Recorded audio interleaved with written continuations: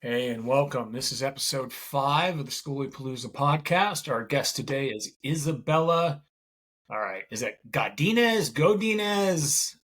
Godinez. Godinez. Okay. Uh, no ideas of extra infinity power or anything like that. I like to say not. So, Isabella, hey, we first met at the Moab Schoolie Palooza. And you came in your little van with it's a pit bike, right? It was. It Okay. is. So talk to us a little bit. How did you get into nomad life? I, okay, ironically, I was in college my first or second year, and I didn't like anything, and it was right when COVID happened, so I wasn't sure what I wanted to do after that, and in college anyway, so I couldn't go in person, and I saw someone doing van life, and I was like, that's what I want to do. That sounds really awesome. And so I was looking on Facebook Marketplace, found a van, and the lady who was selling it to me actually was just ending her van life exploration. So I got it, and I personally didn't do the build, but I was always scared to go out on my own. And when I decided to finally do that, I went to Schoolie Moab, and it was great. It was exactly what I was looking for, and I was so shocked that all I had to do was just get out by myself and I would find all of that. And then you were there and helped me unload the bike, so thank you. You're welcome. I think, did I help you in Moab or just in Arizona? I don't remember. I think just wait. Oh, I didn't take it over there. Just Arizona. Arizona, Yeah. yeah. Yeah, Because you shorter were drive from you where were I in am. welcome camp for a few days in Yeah. Arizona. Yeah. Again, got lost getting in there, but the community was so great. I called Catherine. She's like, "No, you keep going." Yeah, the both locations were kind of interesting. I mean, the Arizona location, of course, has happened multiple times. We can talk about that a little later, but I think we're going to move it. In fact, I know we're going to move it for next year. Interesting. Yeah, I'm excited for any of Good. it. So what? So you were in college, and don't take this the wrong way. There's clearly a generational difference between you and I, and so I'm going to pick on you a little bit because you're younger. All right, it's gonna come But back though. I don't mean it. I do not mean it meanly or negatively. Just Okay. kind of imagine an 18, 19-year-old young lady not knowing what she wanted to do with her life, right? That was me. I knew it. I And knew I was unhappy. you've been nomading now for almost 6 months. Yeah, and I don't do it full time. Okay. And I had been camping like a lot before then, so I knew I liked it. I just didn't want to go like 1,000% into like a super nice build, super nice van, and then not end up liking it as much as I did. And then I spent all that time, but it worked out. So what do you think? Are you going to go full time, or are you going to do what I do, which is, I mean, we're out on the road 6, 7 months a year, and then we come back to our homestead. Um, I on like right now, honestly, there's a period like knowing the next step that I want to do. I want to be able to be on the road for at least a few months consistently. And knowing that I do have a home base to come back to is where I'm like, I debate, okay, laundry, okay, dog food. Like, do I buy all of this stuff out because I have it at home and I can just wait that long? So I know I want to do it for a longer period of time. I just want to be able to grow the coaching business to be able to, for that to be able to sustain me living on the road. Yeah, that's right. You do some, is it life coaching or health coaching or yes or? Life coaching, hypnotherapy, and NLP, or Oh, so you neuro-linguistic do. programming. Okay, so you and Catherine probably have a lot to talk about with the We got NLP along stuff. really well the first time we met. Did you go through any formalized training for the NLP or? Yeah, actually right now this is my only day off from so I went to three-day courses: Create Your Life, hypnosis, and core coaching. And then I also went to a 7-day training, which was the NLP practitioner, which was, I want to say last March. It maybe 2 Marches ago. That's crazy. And then right now, from the 14th to the 27th, I'm here for master practitioner, and then I'll come out. And then there's no higher training unless I'm training Right. others to be trainers. So I just want to Right. be That's where comfortable sharing Catherine's that. at. Yeah, Yeah. and it's great. I'm Catherine's using it every at day. that level. So I'm going to challenge you just a little bit. Just a question. Yeah, So I'm make it 50, hard. I'm going to be 51. Uh, and I by no means am I saying that I have it all figured out, but I figure I got about 30 years on you. So why would I come to you as a client with you as the coach? So, in regards specifically to that, I know the benefit, like being here, we work with people of all ages. I'm ironically one of the younger ones, and there's right now, since it's the beginning class, there's only 4 people total, and all of the other ones are older than me. And all I would say is, from me having gone through the things, which again is nowhere in comparison to the number of things you could have gone through as well, I just think being able to acknowledge it at such a young age, and then choosing to work on it, and then having gone through some of those things, like I see how many ways it's helped change me. So if that's something where someone else is open to working on ways to help themselves as well, why does it matter who it comes from if you see that they're successful in what they're doing, and you want to model that, you want to copy something of that and be able to do that for yourself. So I get the validation or confidence in knowing that I wouldn't be here without having gone through something awful that I realized, and then I was able to now be enjoying some of the most of the areas of my life that I've let go of that thing specifically, which I do feel comfortable talking about if you wanted to know what that was. That's up to you. Since you are comfortable and you broached it, what is it that has brought you there? So I was in high school and I took my biology final, and I got like a C, and I spent my lunches, I spent all the breaks, I spent all the time that I could studying, practicing for it, and I was like, there's no way that this should be the reflection of the time that I put in. So I was like completely baffled. I'm like, I did everything I could. Why is this the grade that I'm getting for it? And so I went to my mom, and she found a business card in her somewhere from all the networking groups that she had gone to, and it was a hypnotherapist. And I had like 3 4 sessions with her, I would say like once a week. And I found out that my fourth grade teacher had traumatized me at like 2 to 3 different ways, and that was why anytime I never wanted to be the person to raise my hand and ask questions. I didn't like feel comfortable asking if my answer was right. So like I would always like walk up to the teacher after and just be like, hey, blah blah blah, because I didn't want other kids like judging, laughing, whatever. And I never knew why that was that reason until I went to her, got did time techniques, and found out that why all of those problems, why I don't like talking, why I don't feel comfortable doing a lot of these things, was because of my fourth grade teacher.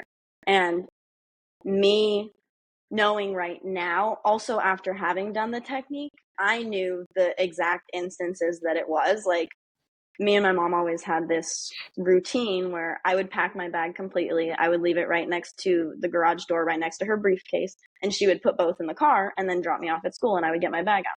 She happened to forget to put my backpack in the car one day. So, in my eyes, as a kid, I had done my steps, and then it was just a simple mistake. So, plenty of kids do that. I went to school, went in without my bag, acted like nothing was wrong. And then when my mom walked in to bring it to me, the teacher literally made a lesson out of me, saying like, well, that's not your job or her job. You should be doing that.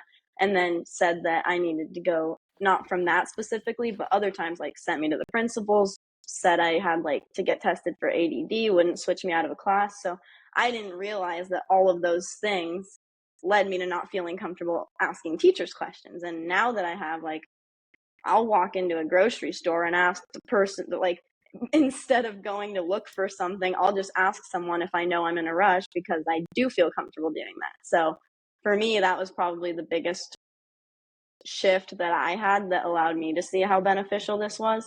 And having done that, I just want to be able to help other people do that too. And if there's things they know hold them back, we know we can work on it. I know that we can work on it because I've let go of some of those things. It feels a lot better. It's interesting. Being where I'm at, my gut response is, you've got to be kidding me, right? And that isn't a fair response. Let me be very clear. That's not a fair response, because we all have our own individualized traumas in life, and it's in by no means my position to judge what level of trauma that was for you. And I think it's also important for those who watch this, remember that each person has a different threshold for different things, right? And for myself, you can push on me pretty hard, but I have a tendency to let it build. Right. And then suddenly, out of nowhere, I lose my shit for no apparent reason, but there is a reason, right? There is a reason. It's just that, it built up and it built up, and you didn't deal with it. It was coming along. And that's something I'm constantly working on. And it's a challenge, right? Because you end up in this scenario where you think that you're taking on all of this stuff for those around you, but then you're not letting it go. And then what happens is something that could be as simple as, spilling your coffee. That would be a simple example. Sets you over. Yeah, it goes from, damn, I spilled my coffee, to the world has ended, and it's just like you're throwing a fit. So I do think it's important that people recognize that that's the case. And with yourself, using an example for you, it was a long, long time ago, really long time ago, when I was here's an example of trauma that you wouldn't imagine would stick with you. And it was when I was in school. I was in 3rd grade.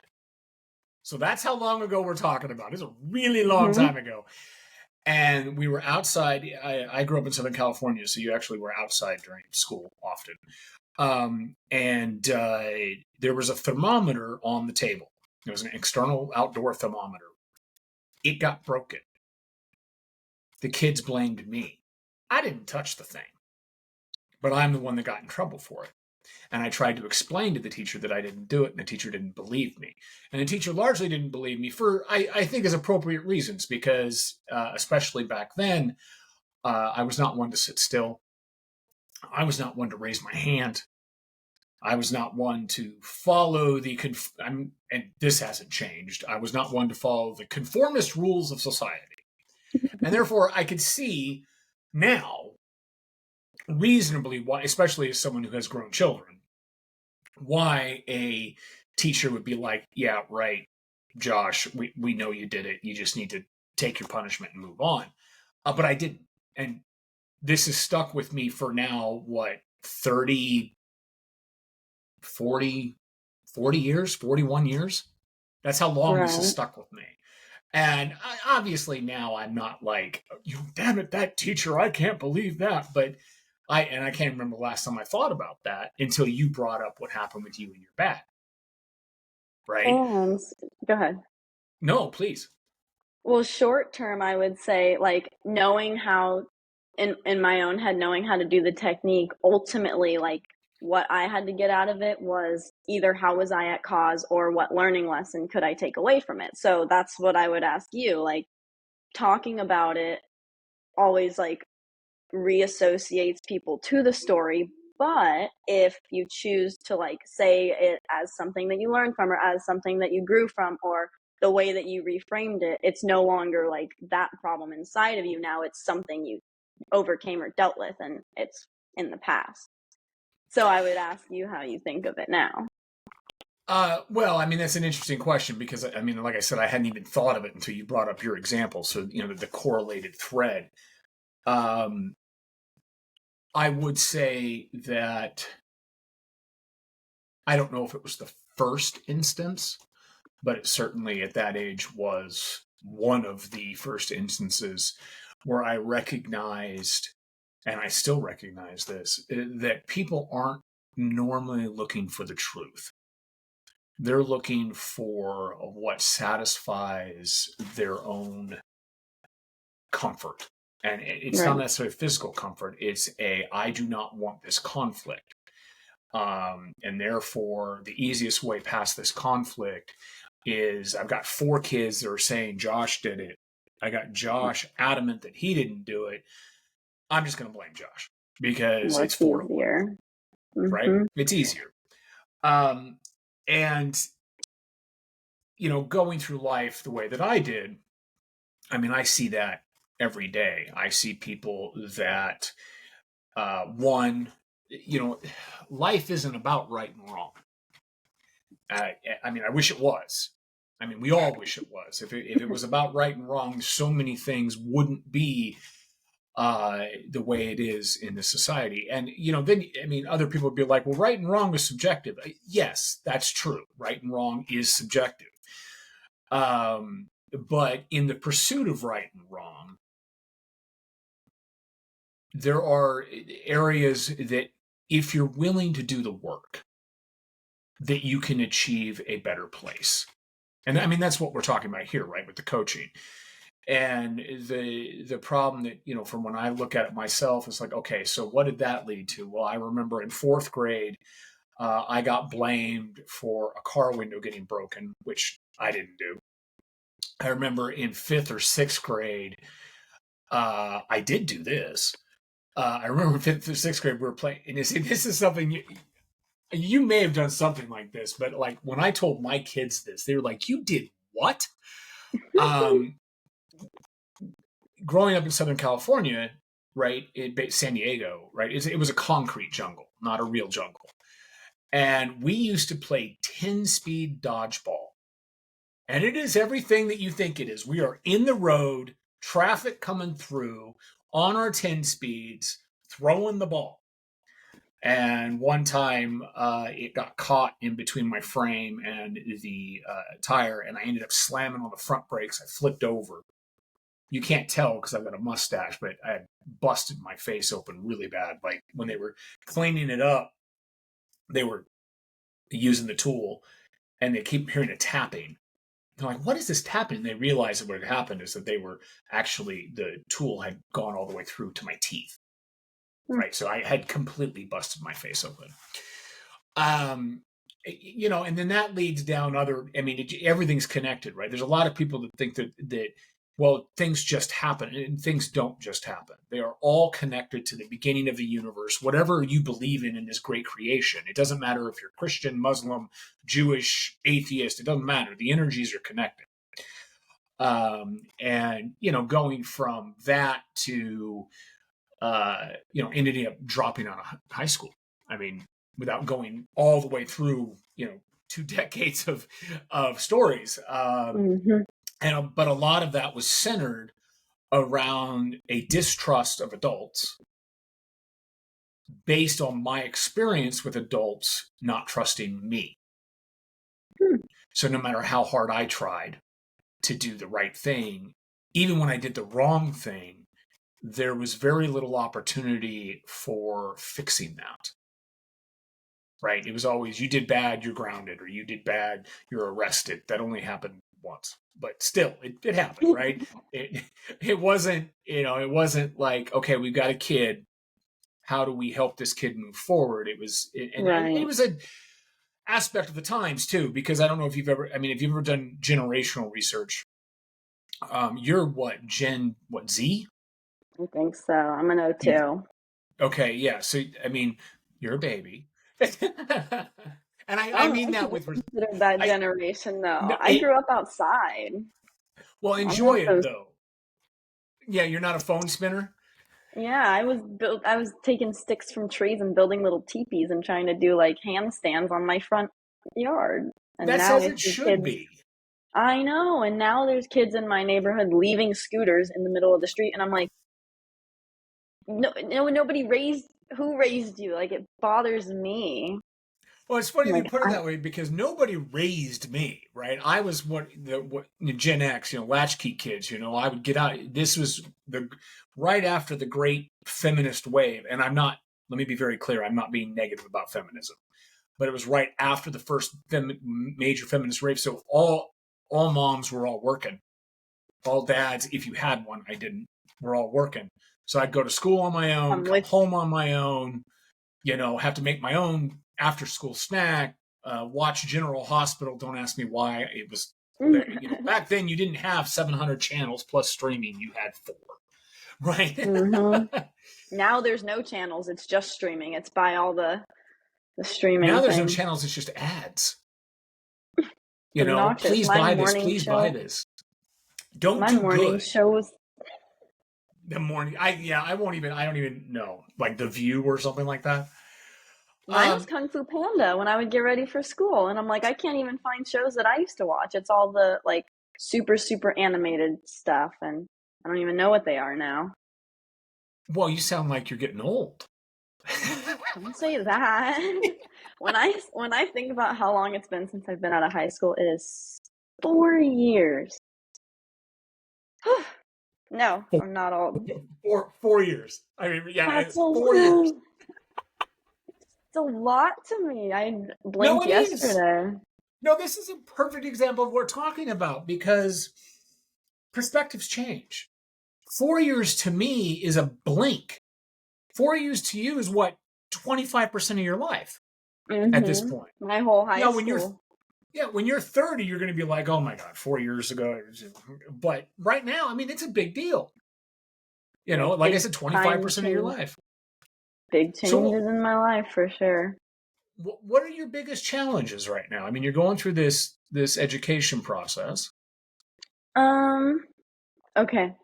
So, and I actually have 2 points if you want to hear on like more ways Bring it that I on. have worked on myself. One in relation to the father thing, and then two in relation to like driving in the rain or perspectives and things.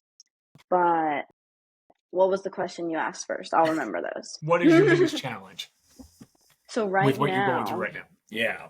knowing what I want to do, I would say one of the things that's really hard is being present and like letting myself enjoy what I'm doing equally.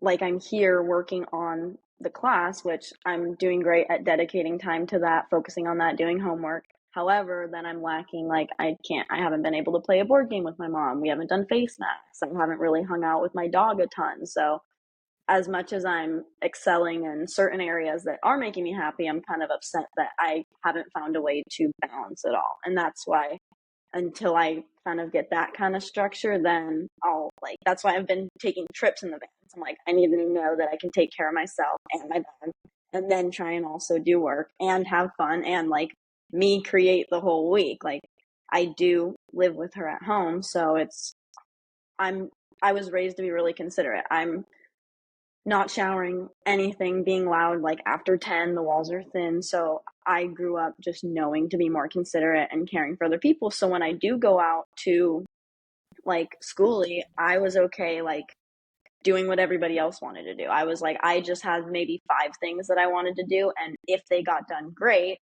But I'm open to just following what everyone else wants to do. And I didn't like, I was okay with that the first time, but I didn't want that to be how it was every time. So I'm like, I don't want to just be following people. What if I don't like what they want to do? Like, I still have to get my dog exercise. So me and the coach that I have, she just brought up this morning that it's a continuous pattern. And I go, I know. I know that I'm a coach and that I have the tools to work on it. However, it's way better coming, in my opinion, for me to be able to sit through it and do the techniques. I would love for someone else to be vocalizing it so that I could do it in my head, not open my eyes, read it, close my eyes and do it. And then in terms of reading things back to me, I feel like it's easier having someone do that to you, doing that with you versus me reading it and then closing my eyes and like taking it in. So, yeah, I think that's kind of the solution I've come up with. I need to get more like the coaching calls that I have are specifically how to help with the business. And then I think I'm going to reach out to the business card lady my she made me her little prodigy. She wasn't even in Transform Destiny, which is the whole company got that's where I got certified, and his story, Michael, who made it, is great. And so she wasn't even a part of that when I met her. She was just my hypnotherapist, and then she got into that and grew to like trainers training and is now doing her own stuff. And then she was like, when I was in college, didn't know what I wanted to do, and wasn't like I got to my second year and I had to decide something. I'm like, I don't like anything. Like the closest thing I like is psychology, learning how to understand yourself better. But even that, I don't want to know how the brain works. I want to know how to fix things and how to make them better so that I can feel better. So she was like, you should go to this Create Your Life workshop. And I went to that, signed up, and I never went back. And I know that this is what will make me happy. One, once I'm like completely the person that I want to be, letting go of all of this stuff once I've done all the techniques. And then two, to be able to help other people do that. It's crazy to see how many people are doing great things for themselves because they were able to either look at things differently, let go of things, or release things that aren't helping them anymore. And I just want to be able to do that with myself so that I can start feeling more comfortable doing that with other people. So, so you're not full time. Mm-mm. Um, what is Not your yet. biggest challenge? Not yet. So, do you have a goal of being full time? At some point, and also I can't decide. I mean, van, love it, feel comfortable driving it. The bus is more space, but isn't there like a certain speed that you can't go to, and then it's more, or it's less stealthy? So a lot of No, decisions I'd hold have to on. make in It's not regards. less stealthy. There is no stealth in a schoolie. Exactly. Let's be very clear. Exactly. I run into this all the time. One of the, what Reddit is. I actually help mod the schoolie subreddit. And I participate in the van life subreddits. And every once in a while, people are like, "Should I get a van or should I get a schoolie?" And I'm a little more worried about a schoolie because it's because of stealth. And I'm like, if you're seeking stealth, schoolie is not your option. Mm-hmm. You have an advantage in that, as I recall, you are a bit of a little young lady. You don't need quite as much ceiling height. 5'5" will Uh, do it. yeah, how much? 5'5". I think I'm Five. 5'4". So if I could like, the van right now is that much too tall. So I'm like this when I am standing up normal. But I'm not complaining. There's plenty of people that, have to stay on their knees in the van. Oh yeah, and well, in fact, with our schoolie, when we got our first one, we're on our second one, and I just bought a third one to convert. That was the Okay. number one thing So I was should talk what to was that? you when I'm converting. I Oh can yeah, reach out to absolutely. you when I want to convert. I don't know I mean, everybody builds their rigs, but it just blows my mind. I'm like, oh, they're fixing their heater right now. Oh, you know how to do that. That's cool. I had to fix our diesel heater once in 22-degree weather at 2 in the morning in North Dakota. That was cold. But yeah, no, Did you absolutely. know how? Or did you have Yeah, to look it up? no, I knew how. So it's now I knew now let me be very clear. Did I know how to fix that specific heater? No. But I did understand the concepts of the heater. And so I was able to, because they're not complicated. And if you understand the concepts, then you can figure it out based on that knowledge. Okay. Um, but I did have to, when I was putting solar, I didn't know how, I mean, I knew the concepts of electricity, but I had to research Right. how does solar work, right? So don't get me wrong. And yes, you are always welcome to reach out if you have questions about builds. But what the point I was making is that so we rebuilt our first bus twice, and then we're on our first major build, the second bus that we've kind of evolved over time. And one of the things was, I mean, rule number one is if I can't stand in it, we're not buying it. And I'm not a particularly tall guy, but I am 5'11". So there, Okay. Close I to had, 6. yeah, so I needed to make sure that if we did anything on the ceiling, I wouldn't be, hitting my head, things like that. Our new bus, like our current bus, has a 6'4" interior and a flat floor. So it's Okay. going to be really nice. For you, you had mentioned certain speed limits. The bus speed limits are relatively arbitrary and can be controlled by computer. So, like Right. my bus, I have a 23-foot uh, dog nose, and it'll do 90 miles Oh, an that hour. means it has the. Okay, is that Yeah, what they're it's called? got a dog nose. Yeah, it's got Okay. the and it'll do 90 miles an hour. Now, you don't want to do 90 miles an hour in a school bus. It will scare the bejesus out of you. Right. I hit 54, hit cruise control, and just wave. I just Okay. wave at people at the Yeah. I've heard um, people like the limit is up to 55, 65, and I can cruise 80 in the van if I'm really right, in the but mood to get somewhere. the van is a very different beast. And also keep in mind you can get a van based bus too, right? You That can get didn't a bus. compute. Yeah. So our current bus is a truck base. Just it's basically it's a big bus that got kicked in the butt. Okay, 23 feet. Lots of, I mean, when you see normal short buses, five, four, five, six windows, you'll see that the front of it looks like a van. So it's a van base. It's just like your van. It just has the big. It's a van with a bus butt, is what it is. And so you don't Awesome. have to go big in the idea of 23, 30, 40, whatever feet. You can get a van based bus that is the same length as your current van, maybe a little longer, but then you get the width. Right. That's what you're missing out on, right? Is that you can't turn your bed Kind of. sideways, you know? Can I let him out of the room? Yeah, go Is that a ahead. good pause? Okay. Yeah, go for it.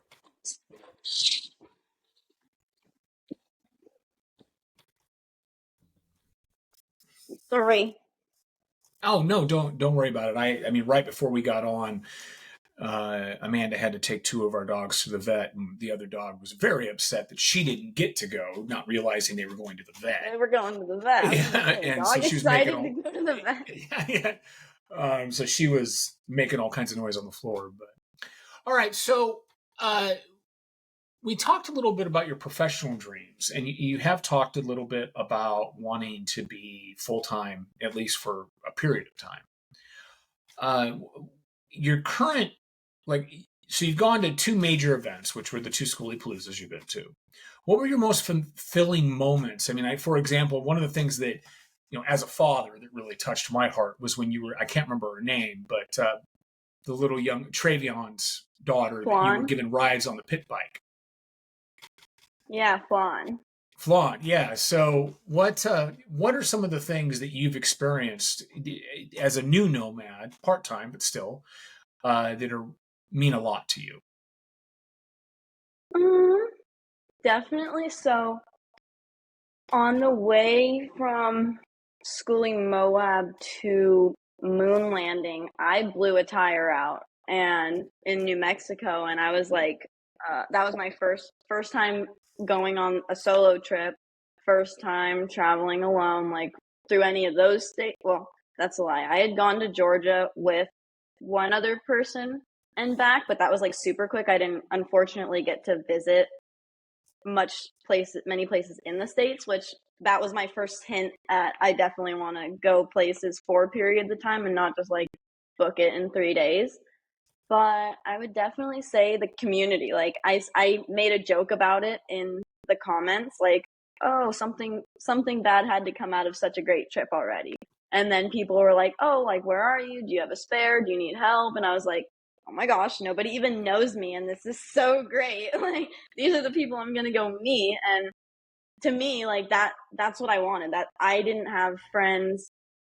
I have friends at home, but we don't all have the same interests. So knowing that there is a community out there of people that do exactly what I do, and it's still so different, it's amazing. And ironically, one of the friends I met at the second schoolie, we've already hung out like 2 or 3 times. I went out to San Diego, I went out to Joshua Tree, and she's on her way up the coast and she's staying with me for the next day. So I think it's awesome just the different connections you make. And not only are they like, you never know how long they're going to last, but that's also the beauty of it. It's like you can meet someone, have such a great connection, it was a great connection. And then if you see them again, you get to continue it, or that was just a great memory, a great moment that you did get to experience. And for me, looking at it with perspective is the goal.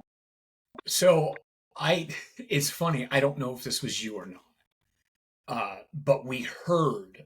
Uh, so the critter was it Craters of the Moon? Is that what you called it? No, the moon landing. Moon landing. Yeah. Oh, Craters of the Moon is a national park. Um, moon landing. I know Josiah, who's the one that runs that, and great nice.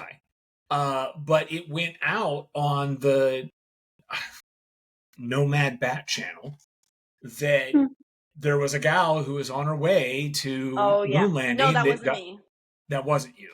Okay. No, I did hear about that. That was probably like 3 or 4 about that whole incident thing that ended up. No, I didn't Okay. even know who Josiah was. I just and with like all of that stuff or something where they were underage. Yeah, so I do know there is one, we won't name her, but there is one young nomad that is has a tendency to try and sneak alcohol and other illicit substances, and of course it causes drama because nobody wants to get in trouble, Right. that kind of thing. So, but yeah, the but I mean that's the case with a lot of the larger nomad gatherings. I mean, you saw what Arizona was like. There was a total vibe change from one end to the other. You know, you go Mm-hmm. one direction and it's like everyone is families and having a good time and enjoying music and doing yoga, and you go the other direction and they're Chaos. good word. Chaos is a great word.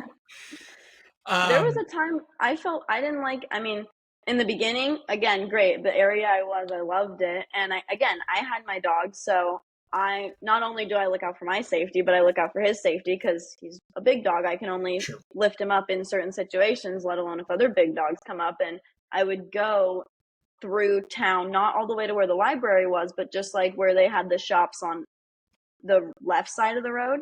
Yep. And I can't tell you how many times like I would walk over there. And again, if you have an off leash dog, love that. If they're mean or if they're not going to come back to you when I make it clear that I don't want my dog seeing them, get him away, because I've had so many bad experiences with him that Mm-hmm. if I don't see the owner, if the dog doesn't look nice, like the opportunity isn't there, and I feel bad that I've given him bad experiences or lead him to think that he shouldn't always be able to say hi to people or dogs because I don't know of their instances.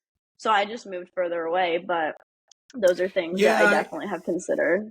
I mean, it's one of the things that we have. I mean, that was the one conflict in Moab, right? Was the unleashed dog. And we have been trying really hard since we took over, to let people understand that live and let live is great, but there's a responsibility that comes with that. And if you're imposing your live and let live on my live and let live, that's a problem. Yeah, Mm-hmm. you got to work together, and understand that, just like you said, I mean, there's a lot of dogs that are great off leash. There's a lot of dogs that are great on leash. There's a lot of dogs where a dog is great on leash until an off leash dog comes up, or vice versa. Yeah. So my dogs, I've got French bulldogs. I mean, they're total sweet to humans, but they have no idea how to deal with other dogs because Right. almost every dog is bigger than them, and they're And they just come up and with so much energy, and it's yeah, just exactly, and they don't know how to deal with it. So that is a challenge. It's one of the considerations for moving Arizona next year is that we want to be right. able to actually tell people you can't come unless you're willing to agree to the rules. And you need to Right. understand if you don't agree to the rules, we are able to call someone and have you removed because you're ruining it for everybody else. This idea Mm-hmm. that somehow we're imposing on you because we're not allowing you to get high as balls and let your four dogs run wild and terrorize people. That's actually not true. You're the one that is the problem. Right. And let And me go ahead.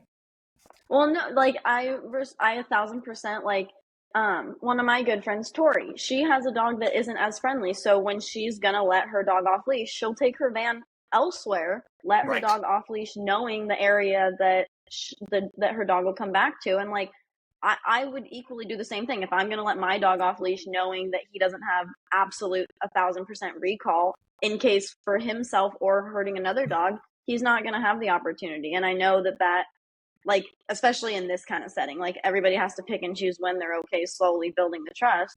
However, in settings where there's so many dogs, you like, where are the owners half the time? I'm not going to risk my dog's Right. happiness or safety. Well, I mean, it's really just about mutual respect, right? I mean, we sent out a newsletter after 2023, not this year, but the year before. And we point blank said that, look, what you do with your body and what you intake and your dogs, that's all your business. And we don't care until it imposes on somebody else, right? We're supposed to all come together and have a base level of understanding and mutual respect. Oh, yeah. So this is kind of a ridiculous question considering your age, and I don't mean that negatively, but where do you find life taking you? You know, it's like Well, I will say no, knowing that I know what I want to do, it's as satisfying, and I don't want to say cursing, but like, because I know that I'm not exactly where that is, knowing what I want to do, it does upset me. However, sorry, what was the question? it's all right. This goes back to that ADD comment we were talking about. No, I will where do never give her credit. I'm not saying I don't have it, but I will never admit that I should have gotten tested for it in fourth grade because she was. I think that, and I'll get to the question again in a minute. I think that what people need to realize, you know, You there's got this a little big, bit of it. well, that's just it, is that we all have our things. And I think that this idea that somehow we have to label it or make an excuse for it, they're autistic, they're ADD, they have Asperger's, or whatever. Uh, if treatment is required, certainly it's good to have some kind of clinical diagnosis so that you can either get behavioral help or medicinal help or whatever the case may be. But I think we all need to recognize that this idea that there is a normalcy is a fallacy. We are all different. We all have Mm-hmm. genetic mutations. We all have personality mutations. We all have ways we respond to things due to trauma, past experiences, whatever. And instead of focusing on, oh, he's got ADD, or, you know, she's lazy, which is a different problem, Right. focus on the quality of the person and the quality of the opportunity. I think we can really help people move forward as a whole in society. Right now, society has a tendency, and it's been like this for a really long time, but we have a tendency to say that person has this thing wrong with them. Mm-hmm. And I Okay, totally agree with the fact if you've been diagnosed with it, if you've been treated for it, and that is like you do deal with it on a more extreme level, 1,000%. However, I also think labeling it gives reason or value for it to be okay. Like if it's something you're not happy with, you can choose to do something about it. You can choose to work on it. Or are you saying, "Oh, I have that. This is why I do it. Sorry. This is how it's going to be." I wouldn't say that I have ADD or ADHD because I do actively try to change the things that I am not happy with that I do, so to say, or the things that I've noticed are patterns that would resemble ADD or ADHD. I'm actively trying to change it versus going to get tested to see if I have it. So I almost don't want to think that I could or that I'm limiting. I don't know, but to me, no, I that's get kind of like, you. Basically, I think what I hear you saying is you don't want to put a label on it because it will then somehow or potentially limit you. yeah, like I would be limiting myself to that belief that I couldn't change it if someone's like, "Yeah, you do have that. That's why you do that." And I'm like, "Oh, okay, fine. This is how I'll be forever then." It was a really sad way to put it. Well, Yeah, cut that part out. I do think it's important to recognize that just because there's something there, one, it doesn't mean there's something wrong with you. right? That's very important. Just because you have Yeah. ADD, that has nothing to do with whether or not there's something wrong with you. And if a Yeah, doctor I says, might well, have generalized it to being a specific problem. yeah, and well, the reason I say that is for our listeners, right? Is like if we have someone who's listening that has ADD, there's nothing wrong with that. It's just a spectrum of who you are.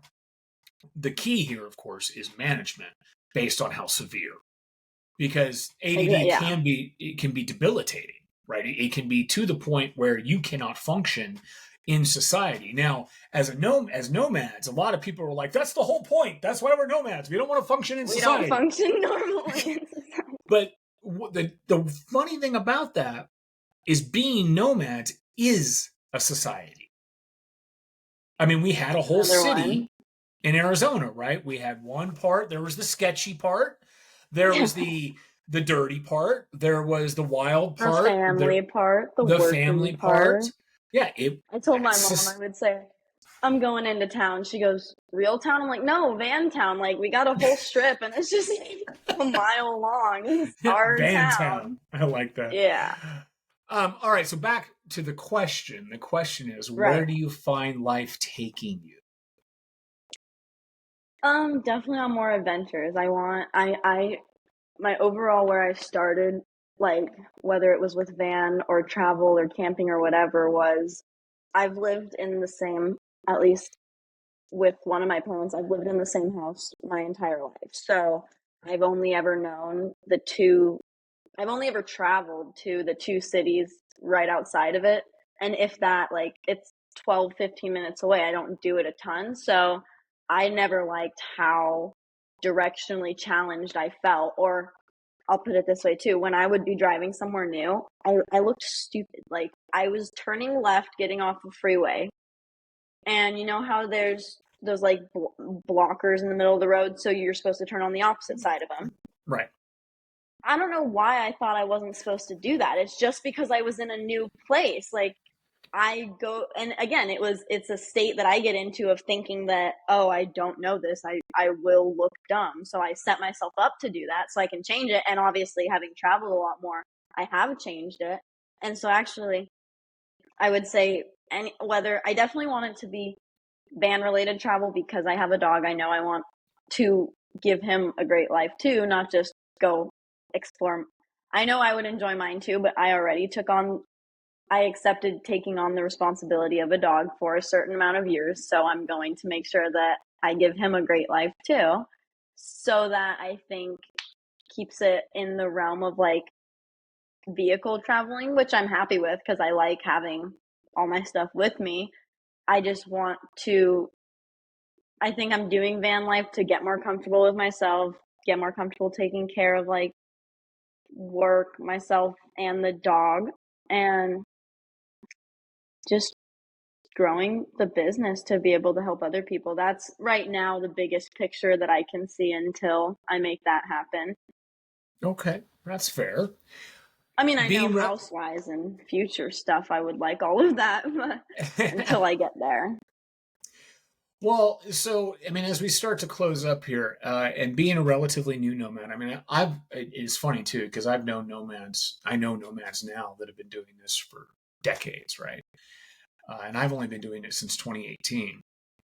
Still a long Um, time. it is, and you know, I do have the benefit of having started. I didn't become a nomad because of a traumatic event, um, or at least directly. I became a nomad because my body couldn't keep up with the outdoor stuff we used to do. I've got an ankle that's completely blown. And so backpacking, for example, is just out of the question. Hiking has to be very careful. But we still want to be able to get out and explore. That's how it initially happened. Um, and in fact, our first bus, the idea was because we live in the Pacific Northwest, and although there are trails everywhere, often it's hours to get to the trail. So the idea would be go to the trailhead, hike all day, come back, and be able to crash, and then go home. That was how it originally started, and then it just became this. I mean, as you know, this big other thing. Home is Um, home. what was that? Your home is home. Yep, you're You home, don't gotta wherever it go is. home, it's there. Uh, so being a new nomad, what would you recommend to others, aspiring nomads or those who have just started? What would be your like top three? Do this so you don't lose your mind, kind of thing. Um, One would definitely be to go out and experience it somehow. Like I had done camping, so I knew I liked that sense of it. However, I knew equally the van events or nomad events wasn't the entirety of van life either. So I wanted to make sure I did one of those to see the community. So I would definitely recommend that. Even if you go in a car, like the friend that's staying here, she showed up in a tent and just had a friend that was a nomad in a bus and was able to like leave some of her stuff in there. So definitely just do that. And I've been a great advocate for trying to get people to like test it out first. I had one of my other friends go to that too, and she was like, I don't know. And I'm like, it's not always like this. And at the end, she was like, well, I actually made really good friends and I could see myself just being on the outer skirts of it. And I'm like, again, it's just another community. If you like it, you like it. If not, maybe it's not for you. So I would definitely test it out somehow to make sure. And then I would also, whether it's again in your own vehicle or something, like go out for 3 days or a week and just see if you being by yourself or with an animal or with someone else, like if you can find stuff to do, if you can find things to enjoy, like certain things like that, because you're not, whether you know that's what you want to do or whether you're thinking that's what you want to do, you're not going to know unless you try it. And by trying it, you'll get the answer you want and then you can move on from there. So if it was, if you were in my shoes and you're scared to go out and do it because you're trying to make a friend go with you or relying on other people, go. Because I got the answers the second I went. And then I was able to bring other friends to that and they liked it too. So that was the huge lesson for me is you're not going to get anywhere if you're waiting for other people. So you have to make the decisions you want for yourself. And if that's doing this, then put a foot in and try it. No, that's So, great. I would agree. There's a lot of people now, and I don't put blame on them, but definitely responsibility is that you are in charge of the choices that you make, and for good or bad. I've certainly made my fair share of bad choices, but only you can make the change required for you to have a better life. And one of the things that it's really important, and a lot of nomads have figured this out. There's a lot that haven't, but and frankly, a lot of people have figured this out. But is that it's not about money, right? And I say this in a privileged position. I am not in any way, shape, or form suggesting that I'm one of these nomads that has to go on GoFundMe. I am not. and I But it's equally not. have friends that are at lower levels of stuff or higher levels of stuff, and it's mind blowing. I have a Just buddy that everybody's works at. doing it. I've got a buddy that works at Amazon, and he makes. I do okay, but he makes me look poor. Okay, so totally get it. But you're in charge of the changes you make and what you find in value. And what we've found in value, for us in the nomad community, the most is the people, Yeah, right? 1,000%. That's where it's at for us. All right. Well, with that, this has been episode 5 of the Schoolie Palooza podcast with Isabella Godinez. Isabella, thank you for joining us. And cut.